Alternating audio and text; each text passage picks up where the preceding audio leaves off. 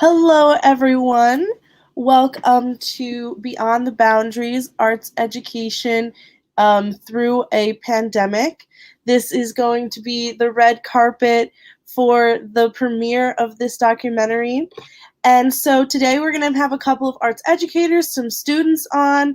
We're going to have an interview, a pre-recorded interview with the director of the film, and then we'll be watching the film itself. I'm super excited. I got the opportunity to see it ahead of time, and it's absolutely lovely.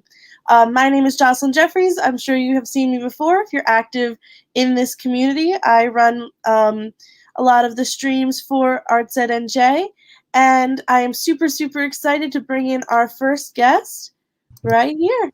Hello, welcome to the red carpet. Hello, thank you for having me. Of course. So can you introduce yourself, tell us a little bit about yourself, and then we can get into talking about all the amazing themes that are brought forward in this film. Okay, hello everyone. I'm Felicia Latoya Brown. I am the Career and Technical Education Theater teacher at Trenton Central High School, as well as the Regional Programming Director for the American Alliance for Theater and Education. Very nice. So something that that we'll see in the film is balancing life with COVID, and it's hard. This is a hard thing to talk about because we all went through a united trauma in being stuck at home in this way. But if you're comfortable, what was it like transitioning into virtual learning for you? Because I know some people had a rougher time, some people had an okay time, and there's always going to be funny stories with it. But how did it go for you? Okay, so our school shut down 2 weeks before our school production, and it was going to be the first big musical in the district in decades. So that transition was hard on a lot of levels because the kids had been looking forward to it. The community had been looking forward to this. And so transitioning, it really just was bizarre, trying to adjust for the students. I will say that theater has a little bit more of an edge, I think, when it comes to being able to adapt quickly. And and that's because that's what we do. You know, anything can happen on stage at any given moment, and you just got to go with it. And so I was like, all right, this is another stage. It's another stage. And so, and that's how I tried to talk to my students about it as well. Think of it as another stage. Something's happened on stage. Let's just make it roll. And the kids were amazing. They were able to put together their own online production, and it was beautiful. So, wow, that was my experience. That's wonderful. That's a success story if I've ever heard one. I grew up in theater, and how I like to look at life is that it's an improv, and I think this is just another layer of that. It's a yes and scenario. Right. You just keep going and keep pursuing. Exactly. Absolutely.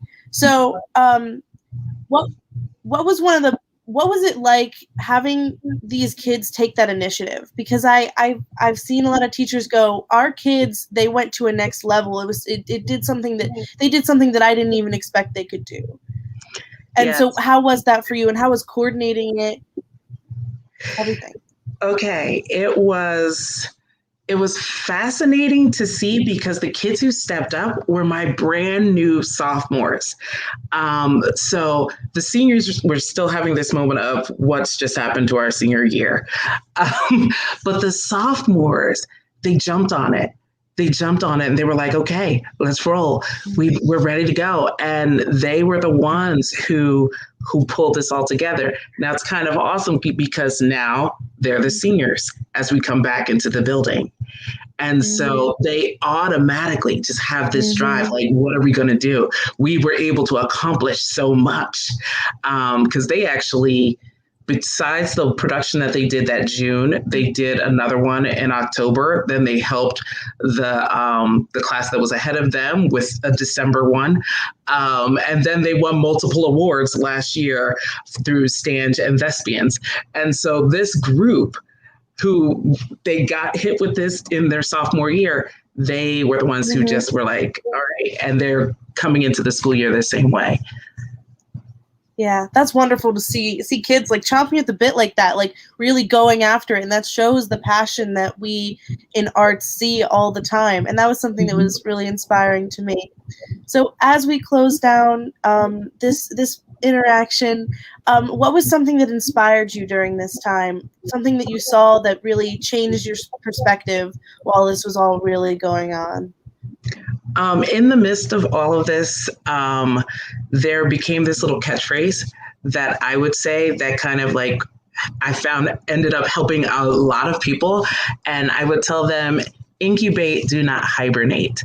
And that's what this time is. And it was beautiful to see the kids take that as well, that it not become something where they just stop and don't do, but that they begin to go, how can we become better? So that when we come out of this, we're better than we were when we went in. That's lovely.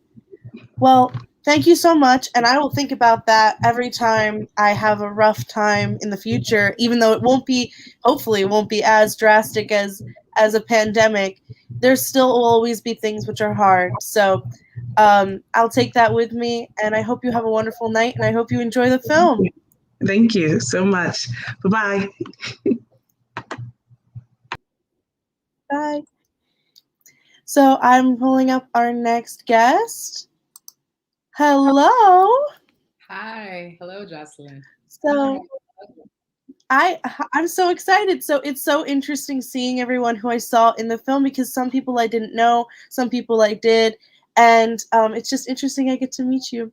So introduce yourself and a little bit about yourself, that sort of thing.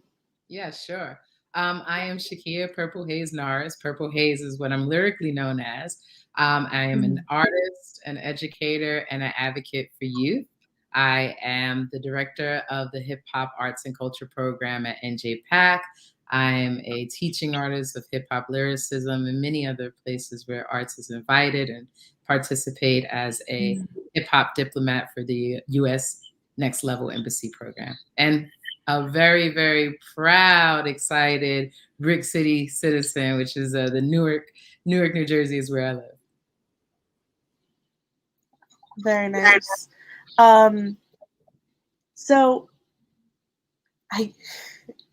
what led you into teaching? Because that was something I've wanted to ask a couple of the educators who talked. What got you into teaching?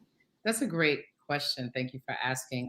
I was invited by a teacher that I admire, an artist of community or family, Tony Baskerville Richardson, invited me to the Newark Public School Student Center to speak and share about why I went to college. And the engagement being with young people at that time, especially when I was asked to share some lyrics, it ignited a curiosity and an interest to share my process, my experience, and continue to support young people, fostering their creative journey, explore their voice, and just ways to experience the arts. And so I accepted the invitation when invited back to teach at the Newark Public School Student Center. And I've been continuing and loving and will always share.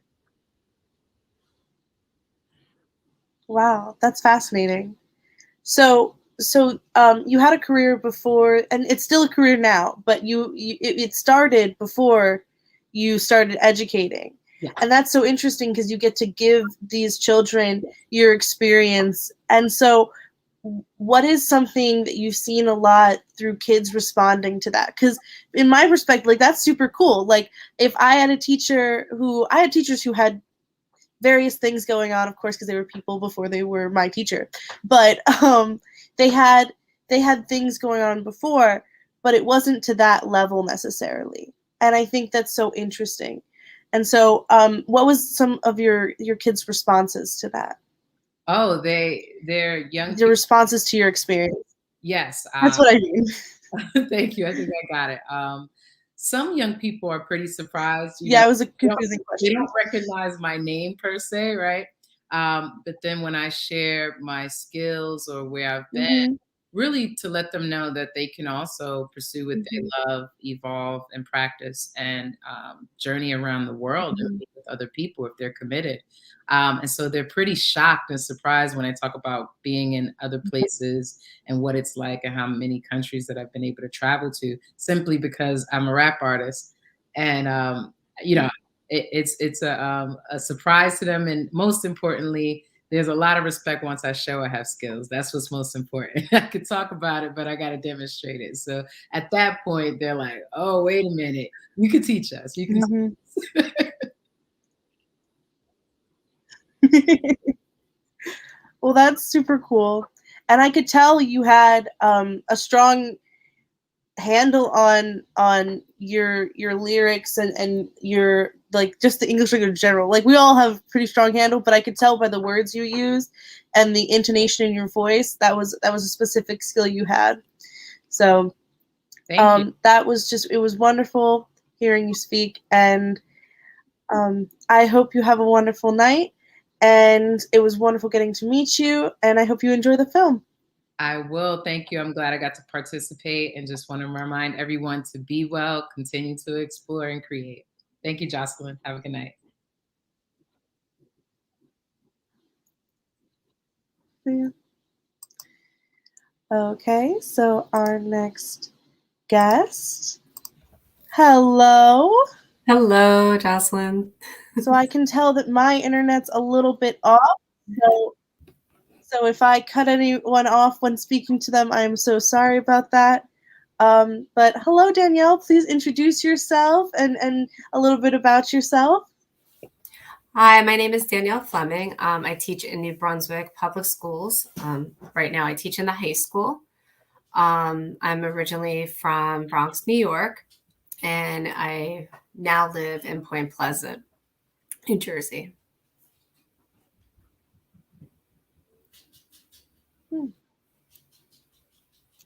Okay. So you said that you now teach in the high school. Did you teach any other grades? Yeah, I was originally from the middle school, and I just transferred to the high school this year, so I'm pretty excited about that.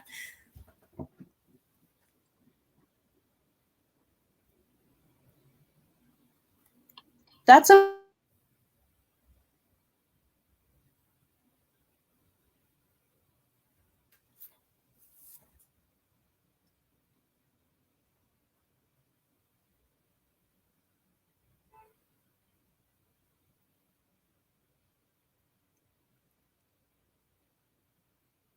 Jocelyn, I think you froze. I don't know if you could hear me. okay. Am I back? I could hear you, yes. Am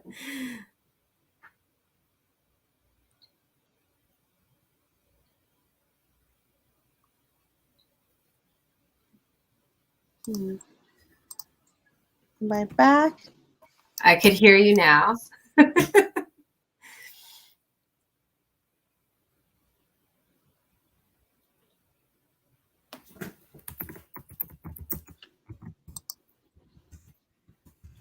Am I back?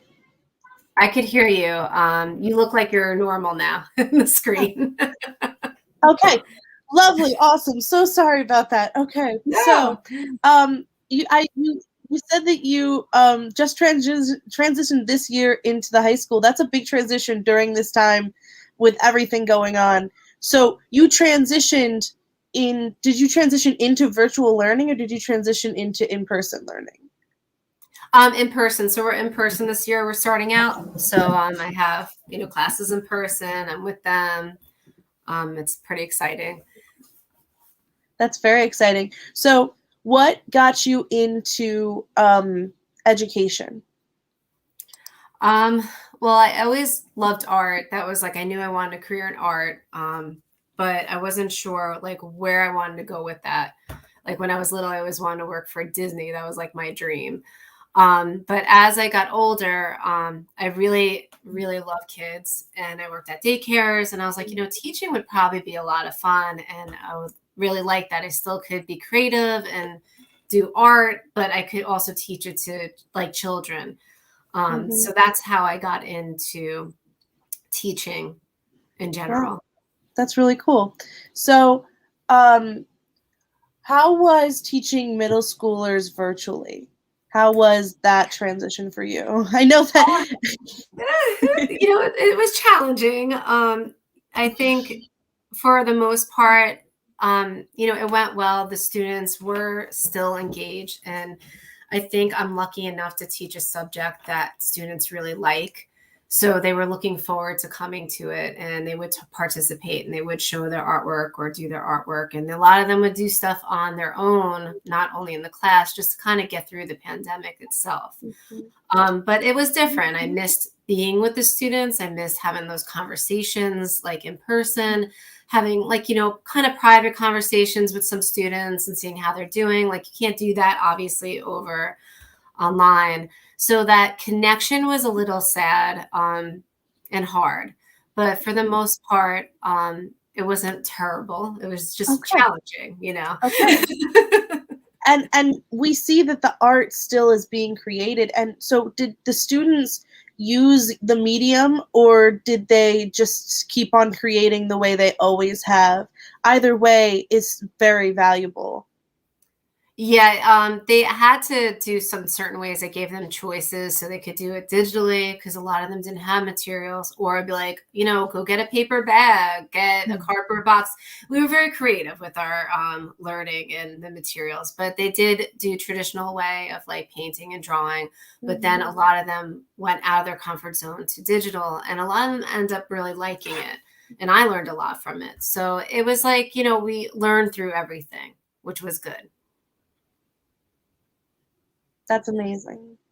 Adaptiveness that we love to see as artists and as arts educators, and that is how some kids may have given their future career to this experience. They may owe it to that. They may be like, oh, I was doing art on pieces of paper before, but now I had to go on to digital, and it's why I love doing this now. That's how it just fits better with me.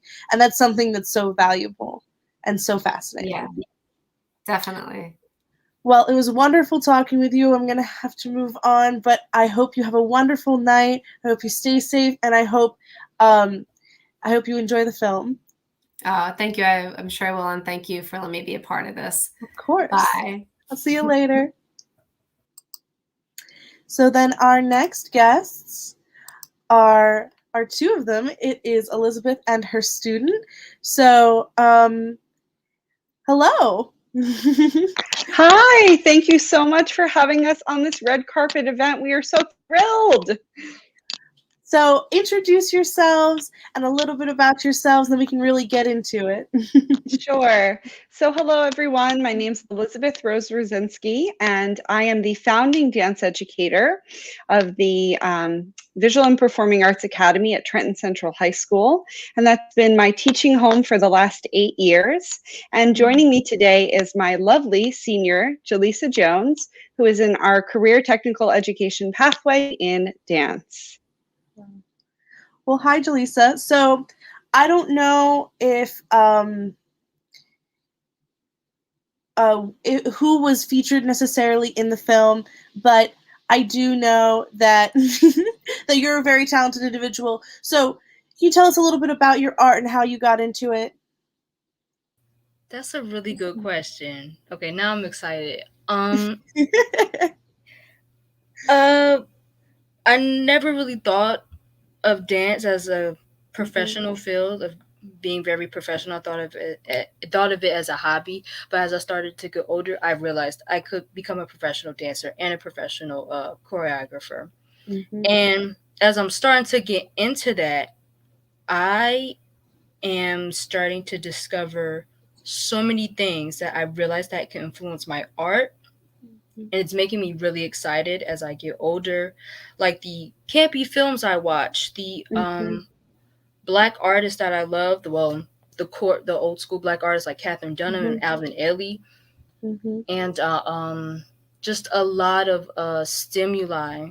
Really just, stimulates my brain, and it really influences my art when I dance. And hopefully it will get you will be able to see that when I get older. I'll have to work my way up. I know it sounds like I'm trying to like hold on to it. I don't want you to see it yet, but hopefully when I get older, have enough money, have enough dancers, you'll be able to see my work and be like, hey, I remember her. I remember when she talked to me. So yeah. Absolutely. And so also you can always work with people too. That's something. I'm a filmmaker, and I just graduated high school. I'm now in my freshman year of college. And I've been doing filmmaking for 4 years, and I'm always looking for people who have that skill that I don't have. I'm not good at dancing, I'm not good at choreography, and I'm not good at music. I know how to use all of those, but I don't know how to create them. And so as a filmmaker, I'm always looking for people to collaborate with, and that's something that is very valuable, and it's a skill that you can cultivate and use in many, many different ways, and I look forward to seeing where you go with it. Thank you. Absolutely. So, Elizabeth, tell me a little bit about yourself. I know you're Jaleesa's teacher, but also like, I don't know, how'd you get into teaching? What's your deal, Yeah, so this is a big question, but I'll try to keep it brief. So, I think it's really important to give homage to our mentors. I'm a proud graduate of the dance education and BFA dance program at Rutgers University. And really, my interest, or what sparked wanting to become a teacher, was my first class with Dr. Barbara Bashaw, who was the then chair of the graduate dance education program. And it reframed teaching from just a job to hold a powerful role in the way that we shape our field as artists. And I think teaching is really a way that we can transform what was really affirming in our early arts education, but also what we want to challenge and change. And I think teaching dance in the public schools has a really big place to equalize and provide equity to the dance field in a way that maybe hadn't been there before.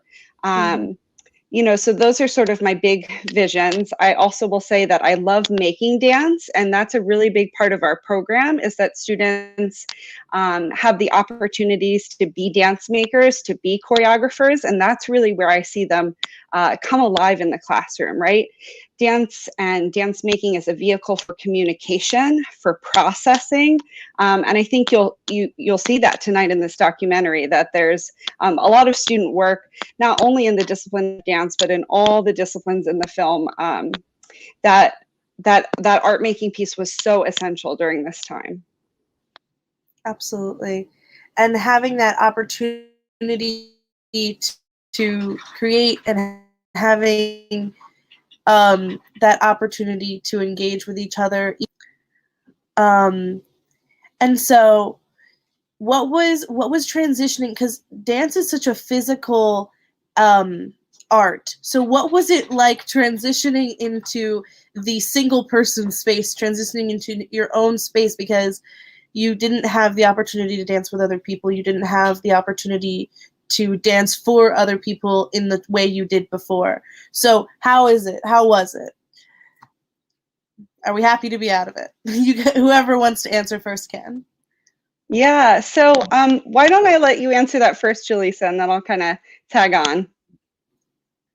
It was kind of depressing because, like you said before, it's a very physical thing. And so like I was just in my kitchen. Mazzy could like see everything, like my bike and the food and the fruit and everything, the cabinets. And like it was just like I felt just compressed and small. So I was kind of sad that I didn't have the opportunity to like stretch out and actually move, because I've knocked into a few things. I fell, like tripped over my dog. It was crazy. So yeah, it was basically just very sad that I wasn't able to be with Mazzy and the rest of the dancers because I didn't have the space for it. It was constricting, yeah. Yeah, there's certainly this idea of like you said, Jocelyn, a loss of community, right? It can be isolating. Um, so, I also want to celebrate, though. I'm really proud that we still danced all year long. And yes, we may have broken some fans and accidentally stepped on some things, but that was really important to me as a teacher to say, if we can find a space where we could stand in our homes, we can make dance out of that. It may be limited. We may not be able to locomote, but we can still connect. And I think, there was also a lot of fun things that we played with proximity to the camera and simulating what would be a relationship in the classroom. So while nothing can replace, the magic and that energy, the vibe, right, of a class, we tried to still keep our community as a whole. Absolutely. And that's so valuable, is maintaining that connection. And I think you bringing up that you balanced with the camera is such an interesting thing to add, because that's a new layer of your passion and a new layer of your talent and your art. And I think that's so valuable, that creation was made in solitude, but it was creation not only in the way you knew before, but in a new way as well. That's so valuable. Well, it was wonderful getting to meet both of you. I hope you love the film. It's coming up soon. It will be on in probably about 20 minutes, a little bit less than that. So that's super, super exciting. And I hope you have a wonderful night. I hope you have a safe weekend. And I hope you enjoy it. Thank you. Thank you. Okay, so our next guest. Hello. Hi. So I know you. I know everyone almost who's come on, but I know you, but maybe our audience doesn't. So please introduce yourself and tell us a little bit about yourself. Sure. Hi, I'm Christina Hill. I'm the Director of Arts Integration and STEAM Education at Apple Farm Arts and Music Campus, which is in Southern New Jersey. Okay. So what was it like transitioning your work into a virtual atmosphere? Because yours is a little bit different than the classroom, but it still is education, of course, and it's still that connection, of course. And so what was it like for you? I think, I've been listening to everyone talk a little bit, and I think, to echo what we heard, it was a struggle at first. It was definitely hard. And I think, the uncertainty of knowing how long it would be and, how much video editing do I actually need to learn, kind of a thing, right? And so, but it was also, there were parts of it that were exciting because we got to learn a lot of new things, and we got to think in ways that I don't think we would have done previously. It was like, given this constraint and these uncertain times, everyone had to kind of adapt and be really flexible and push themselves, sort of stretch and explore who they are and what all of the work they're doing means to them. So it presented a bit of an opportunity too. Absolutely. So that was interesting. You mentioned something, but it completely left. But I think it's interesting is that when we were put into this situation, we did adapt. And when you said how much video editing we have to learn, I like that very much, because it is the uncertainty. There we go. It clicked. The uncertainty of the time was what really was one of the things which really bothered me, because I was in high school when my last 2 years of high school were virtual. And so during that time, I had no idea what we were going to get and what we weren't. So I'm not a huge fan of parties, so I probably wasn't going to go to prom anyway, or I was going to go and it was going to be reluctant.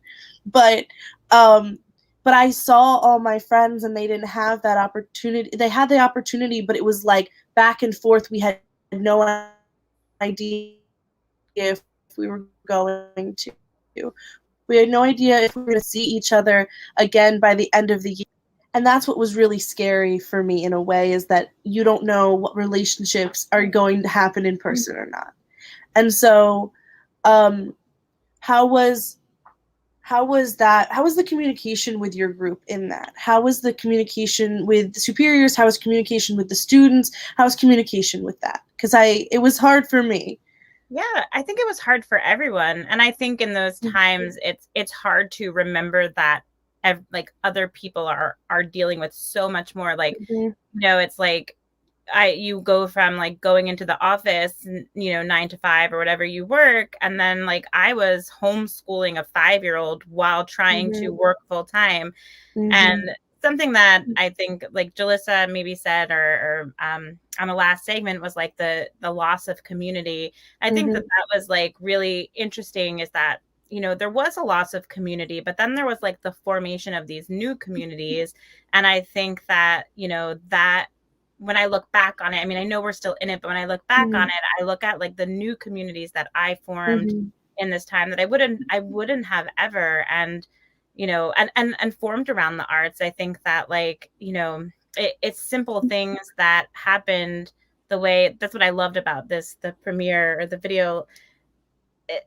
We saw art just pop up all over the place, even at the start, like the sidewalk chalk rainbows and like the copy paper rainbows in people's windows. You were like, that's community art, and people started to use it, I think, as like a form of communication in a time when we didn't really have words to express really how alone we felt.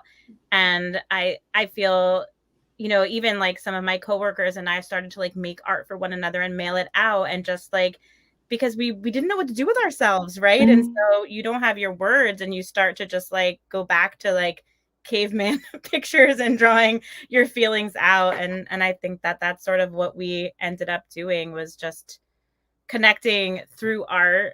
I mean, we're all arts people, but we really did fall back on what felt comfortable for us. I don't know if I'm frozen or if you're frozen.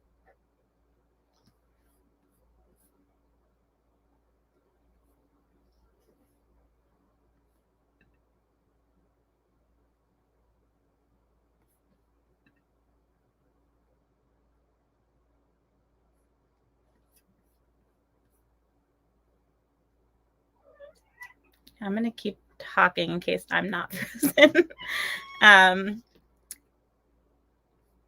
I think it might just, I don't know if I'm here.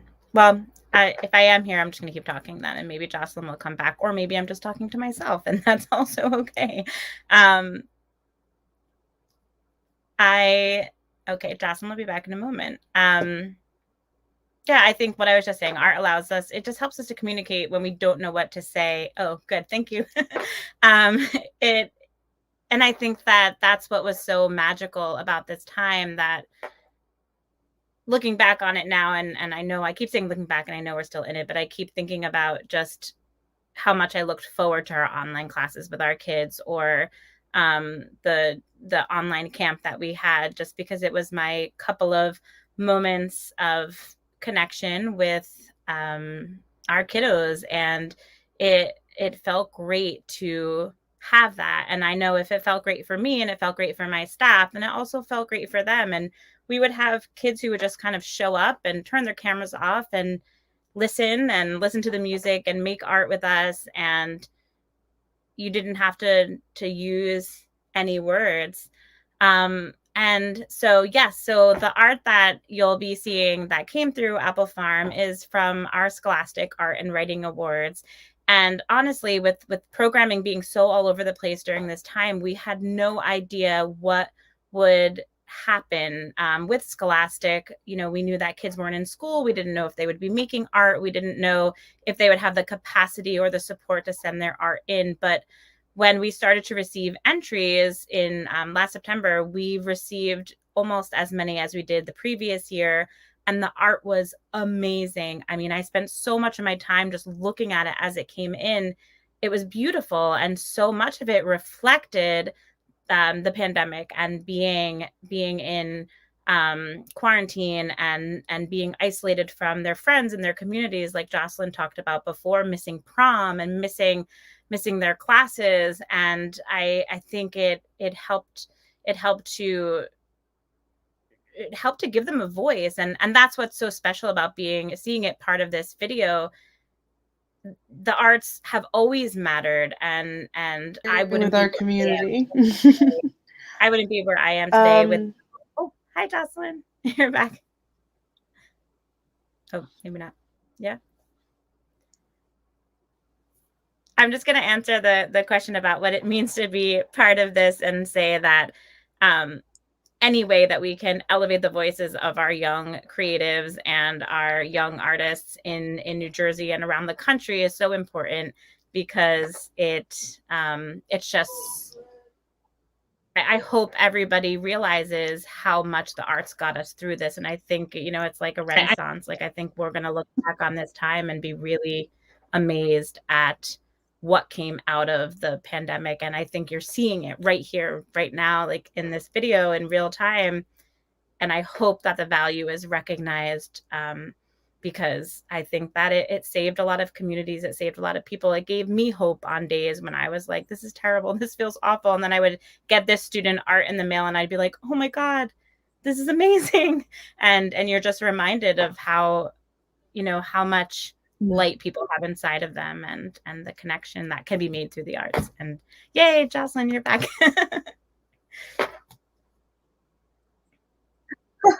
Hi, sorry about that. This is just another example of technology changing the atmosphere for the community and changing the atmosphere for the experience.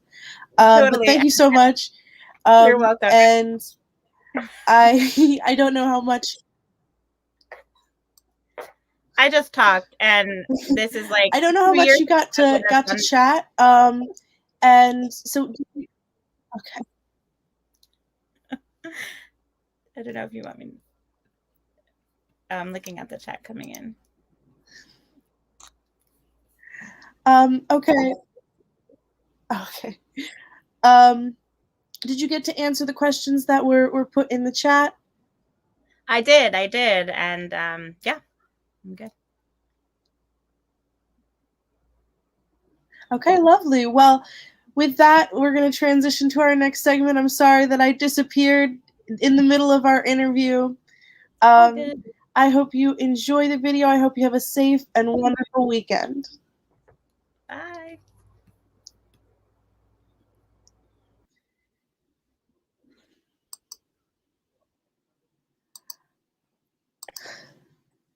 Okay, hello. Hopefully you'll get me the whole time. So, well, Christina killed it. That was awesome. I'm doing all right. How are you? Oh, I'm very well, thank you. So introduce yourself. Okay. Yeah. So introduce yourself. Tell us a little bit about yourself. Sure. I'm Chuck Miller. I'm the theater director and teacher at Pineland Regional High School, which is located in Little Lake Harbor, New Jersey, down here in beautiful Southern Ocean County. I'm teaching in my 17th year now in total, and yeah, that's really about it right now.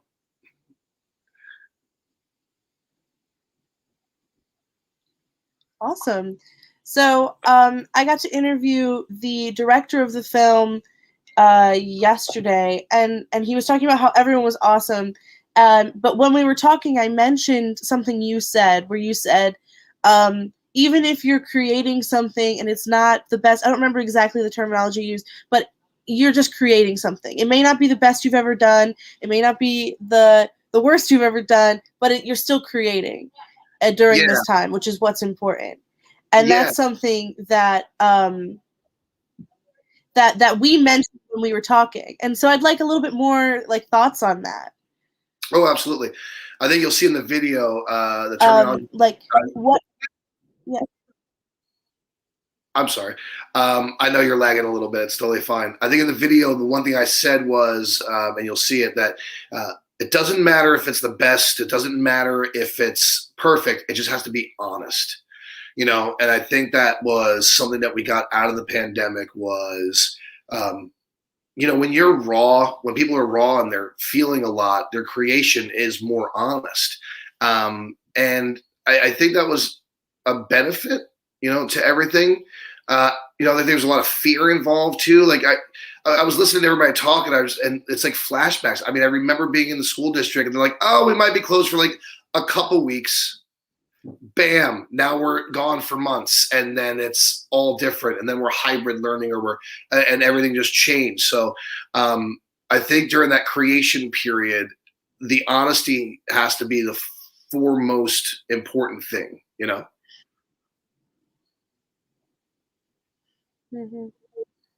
And that's why this is a hard thing to talk about, especially on the red carpet in front of a bunch of people. It's hard to talk about what you emotionally went through when your life and your everything which you're passionate about changed and shifted. Yeah. And it's I'm so thankful to everyone who came on today about that, being able to talk so candidly about it, because it is honesty, it's emotional honesty. And that's something that we as humans seem to have really meditated on during this pandemic, is we realize that's what's really important. No matter what surface you're on, no matter what thing you're doing, emotional honesty is super important. Absolutely. Yeah. So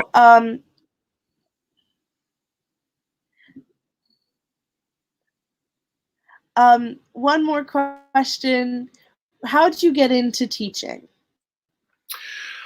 Well, I didn't go out of it right out of college, but I always wanted to be a teacher. I remember very vividly, I remember writing in my junior musical bio that I wanted to come back and be a teacher, the drama teacher at my school, which I am. So life goals.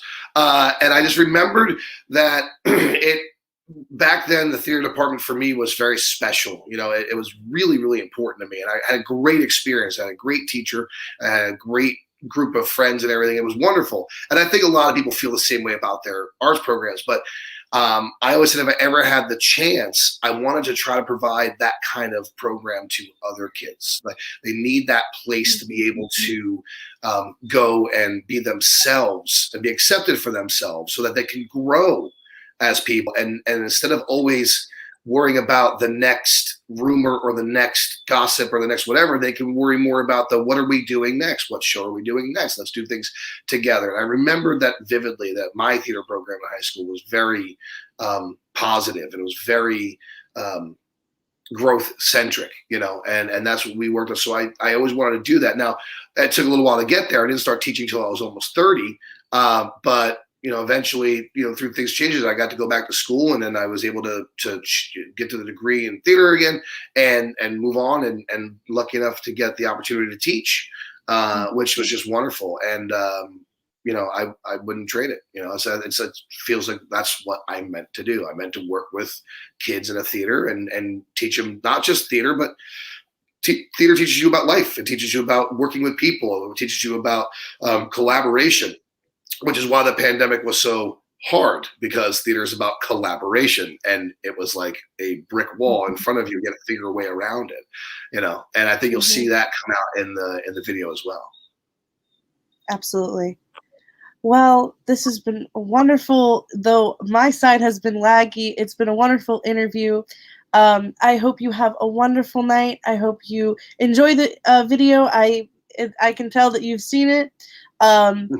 But I hope you enjoy it on the second watch. I enjoyed it on like my 8th watch, so I'll you know, I'm sure you'll enjoy it on your second or whatever number you're on. And I hope you have a wonderful weekend and a safe weekend, and I'll see you later. Thank you so much. Thanks for having me. Of course. So before I move on to our interview, which we had with the director of the film, I wanted to read this comment. This is another positive to come out of the pandemic. I've been frozen with fear 18 months ago, and it's going great. So excited to watch my kiddo. I don't know who the Facebook user is, but from the writing, I imagine it's my mother. So with that, I will be putting up the video with our director. The way we approached the project is we really wanted to understand, you know, what it was like to create art in the pandemic. We didn't want to come up with like an inspirational story that would put like a pink ribbon on this thing that was I mean, that's what they said to me. That's what they said to me. I didn't have to, like I with the mind. I thought, oh, we do, breaks, art in the pandemic. I didn't know what, and it told me about the trauma and the difficulty that happened, and then this message. It was a battle, and what comes out in the story and in the interviews is that not everybody benefited from art in the pandemic. A lot of people just suffered through the pandemic, and the teachers had a horrible time sometimes, trying to get to the students, because they're in their homes and they're not connecting, or they're apathetic, or they're not they're not motivated to connect, and I understand. So the way we approached the project is we really wanted to understand what it was like to create art in the pandemic. We didn't want to come up with like an inspirational story that would put like a pink ribbon on this thing, that was so difficult for so many people. And so what we tried to do is we really tried to explore how difficult it was. I mean, that's what they said to me. I didn't have to, like I came in with an open mind. I thought, oh, we do something that's, that celebrates, art in the pandemic. I didn't know what that was. And then they told me about the trauma and the difficulty that happened. And then this message of hope comes out, but it's not a message of hope in the sense that, oh yeah, everything was fine because we had art, right? It was a battle. And what comes out in the story and in the interviews is that not everybody benefited from art in the pandemic. A lot of people just suffered through the pandemic, and the teachers had a horrible time sometimes, trying to get to the students, because they're in their homes and they're not connecting, or they're apathetic, or they're not they're not motivated to connect, and understandably, right? They don't have the tools, they don't have the presence, they don't have the environment, that they're used to. Maybe the environments in their homes are difficult. I mean, it was a struggle. The point of the story, is that the students that were able, or that wanted to, or that fought through, or that were just able, to reach back to this, this safety line, that the teachers were handing this thing, the art, that they were being handed. The students that took that and acted with it, they're the ones that transcended, that used art to transcend the challenge, and I think the video is actually a message of hope for the next emergency, right? And I think one of the teachers said that in the interview. It's like the next time there's a problem, and as they pointed, in New Jersey, there are next times. There's floods, and there's weather emergencies of different kinds. Now there's the pandemic, and there will be a next time. There might be an earthquake sometime, whatever it is, that happens. I don't know if you guys have earthquakes in New Jersey, but there's going to be another emergency, and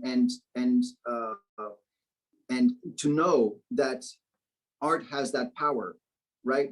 When we take, and we don't, like Chuck says, we don't always create our best stuff, but we create. It's that moment where we create, and that's so transcending, right? It's such a pleasure, and it's so meaningful to us when we actually are able to create something out of an emergency. It's like when we're, we have like a drama in our lives, we lose somebody, or we break up with somebody, whatever it is, it's like when we're able to create it, we can able to like create that beautiful poem that comes out of it, even though it's trauma, we look at it and it's like, my gosh, I created something that moves me out of this, and I'm enriched by it, and so that's the message, right? It's like, when there's a problem, when there's an emergency, look for ways, because it's always ways to create and grow out of that. And so these artists who created, and I'm including the teachers in that, because the teachers created an atmosphere for their students. These teachers created a world for their students to walk into and be comfortable in, because they're excellent teachers. But these artists, they made they made it manageable for themselves because they saw what kept them alive. They saw what made their life have meaning, and then they took it and they did it. And that's something that you capsulated really, really well in the documentary.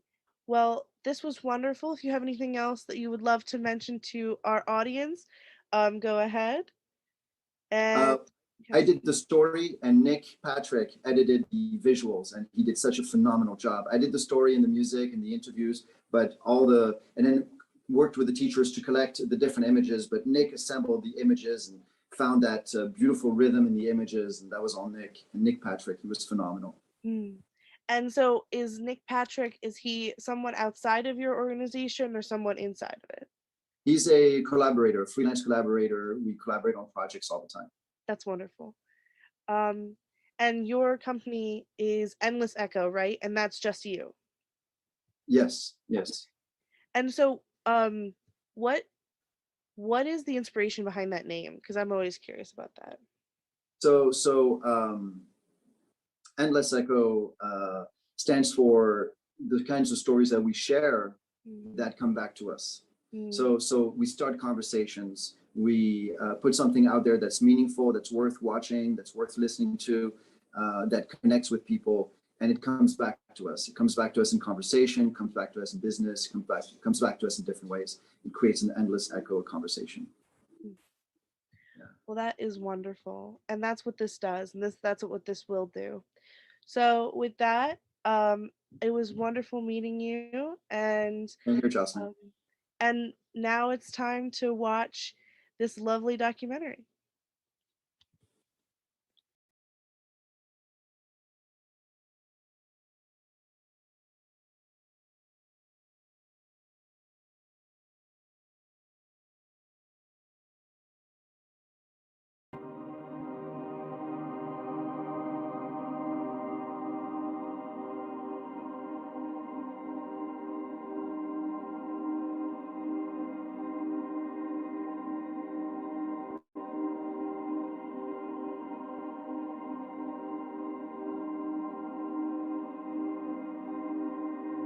One of the greatest beauties of arts is that we are naturally inclined to step beyond the boundaries.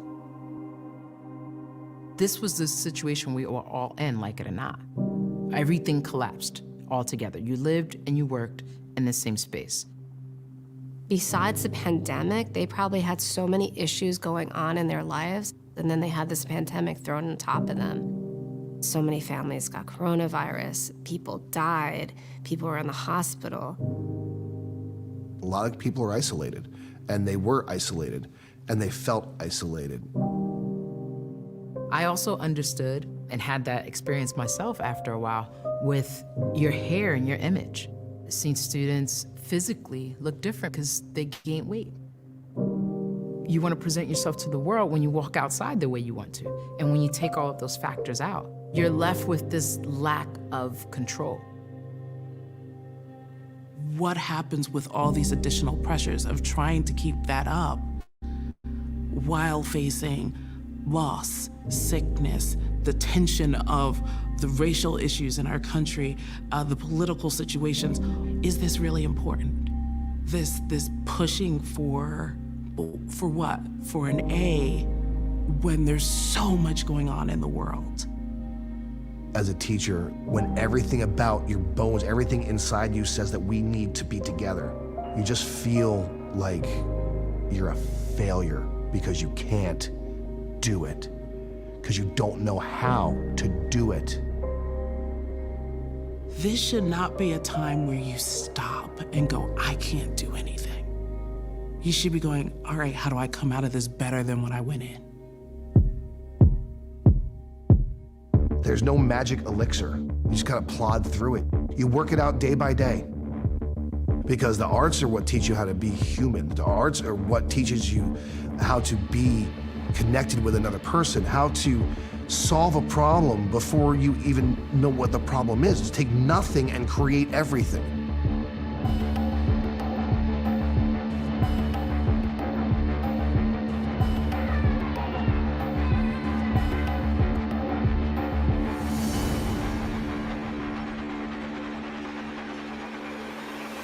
but how can I create now? We know we can do it because it's been done, and it's where our art form comes from. I can hear you. Your voice is a frequency, just as if you're on a stage and you have an audience.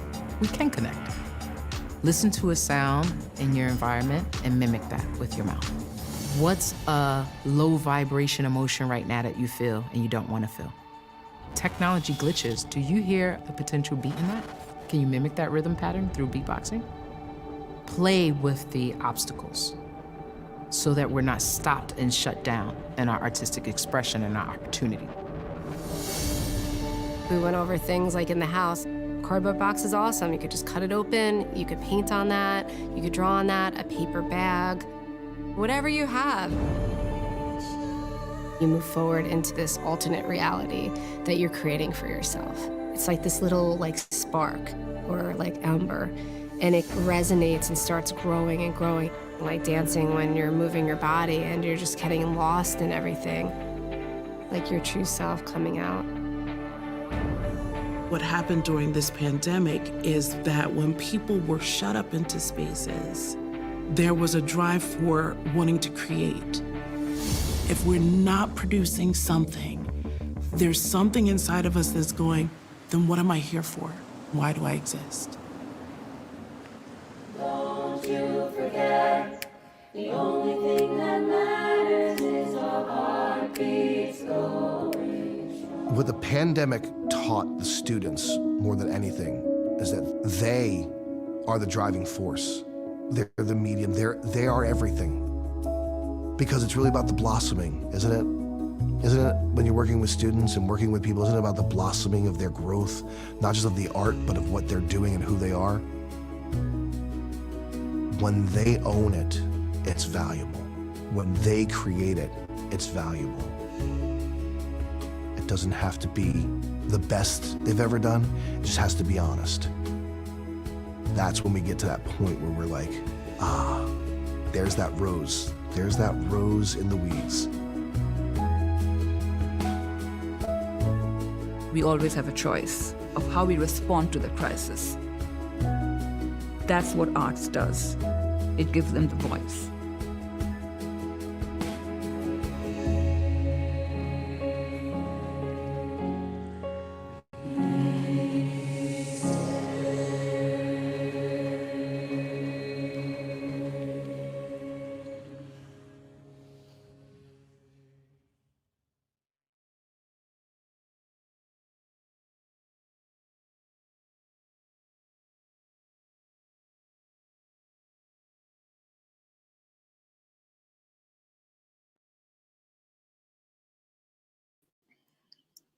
And with that, we close down tonight's stream. That film is lovely. If you'd like to see it again, probably in a less laggy fashion, it is currently on our YouTube. Then a version which is the interview and the film will be up as well, and then just the interview. I hope everyone has a wonderful night. I hope everyone really does intake the lessons that we learned through this film, where it's because of arts ed. It's everything that we need in this moment, and we've needed for a long time. So I hope everyone has a wonderful night. Please check out the hashtags in the description. Please check out the other things we have on our YouTube channel. And I hope you have a wonderful night and stay safe, and goodbye.